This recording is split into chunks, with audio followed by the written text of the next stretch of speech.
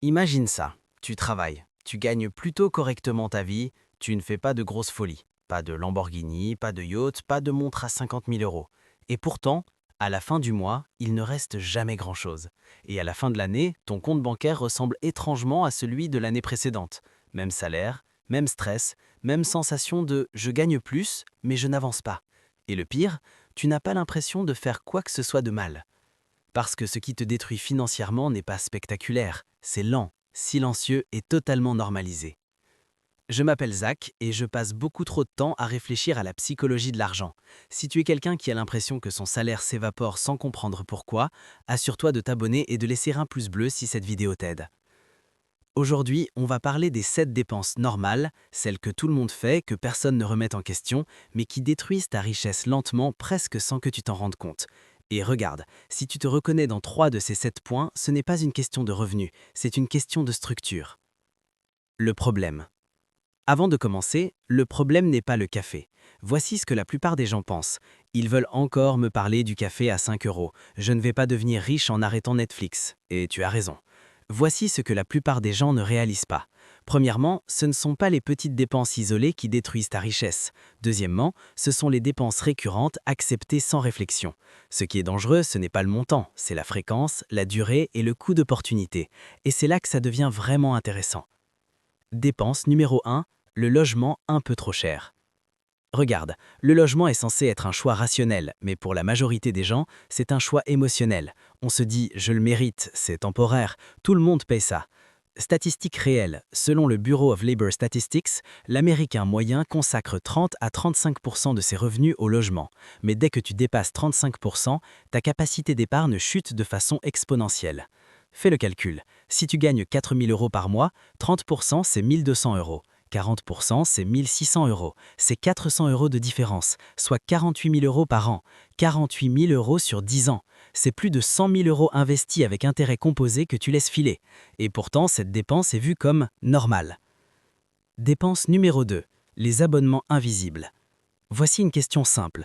Peux-tu dire, sans regarder ton téléphone, combien tu dépenses en abonnement chaque mois? La plupart des gens ne peuvent pas. Netflix, Spotify, Amazon Prime, Cloud, apps, salle de sport, logiciels, individuellement 10, 15 ou 20 euros. Psychologiquement, c'est indolore. Financièrement, c'est une fuite. Statistique choquante, l'Américain moyen dépense 219 $ par mois en abonnement, alors qu'il pense en dépenser moins de 80. 219 $ par mois, c'est 2 628 $ par an. 26 000 $ sur 10 ans, sans même compter le rendement. Imagine maintenant si cet argent avait été investi à 7%. Voilà pourquoi c'est dangereux. Dépense numéro 3, la voiture surfinancée. Regarde, j'aime les voitures, mais la voiture est l'une des pires décisions financières acceptées socialement. Le paiement mensuel moyen aux États-Unis est de 726 $ sur 6 ans. Voici ce que la plupart des gens ne réalisent pas. Une voiture est un actif qui perd de la valeur chaque jour, mais qui consomme du capital comme un actif de luxe.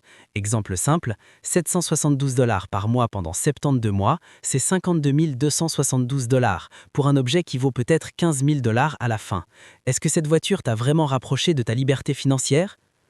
Dépense numéro 4, la nourriture pratique. C'est un piège psychologique fascinant. Quand tu cuisines, tu as l'impression de perdre du temps. Quand tu commandes, tu penses optimiser ton énergie. Mais financièrement, les ménages qui mangent à l'extérieur plus de 4 fois par semaine dépensent 2 à 3 fois plus que prévu. Regarde les chiffres. 15 euros par mai multiplié par 20 repas, c'est 300 euros par mois. 3 600 euros par an. 36 000 euros sur 10 ans. Et le pire, tu ne t'en souviens même pas. Dépense numéro 5, l'inflation du style de vie. Voici une règle non écrite. Quand ton salaire augmente, ton niveau de vie augmente. C'est normalisé, c'est applaudi. Et c'est toxique. C'est ce qu'on appelle l'inflation du style de vie. Tu gagnes 500 euros de plus, tu prends un meilleur appart, tu fais de meilleures sorties, tu achètes de meilleurs objets. Résultat, même salaire élevé, mais même stress financier. Les gens financièrement intelligents font l'inverse. Ils figent leur niveau de vie et investissent la différence. C'est ça la vraie discipline. Dépense numéro 6, les achats de dopamine. Amazon à 23 h, les notifications, les promotions, la livraison demain, ce n'est pas un problème d'argent, c'est un problème de dopamine. Le plaisir de l'achat dure quelques minutes, alors que le coût financier, lui, dure des années. Imagine si chaque achat impulsif était investi à la place, c'est là que la richesse se crée, ou se détruit.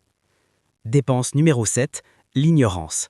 Celle-ci est la plus ironique. Les gens refusent de payer 200 € pour apprendre à investir, mais acceptent de perdre 20 000 € par ignorance. Ne pas comprendre l'argent coûte cher, très cher. La vraie dépense dangereuse, c'est celle que tu n'as jamais faite pour te former. Regarde, la richesse ne se détruit pas d'un coup, elle se détruit lentement par des choix acceptés, répétés et justifiés. Tu n'as pas besoin de gagner plus, tu as besoin de voir plus clair.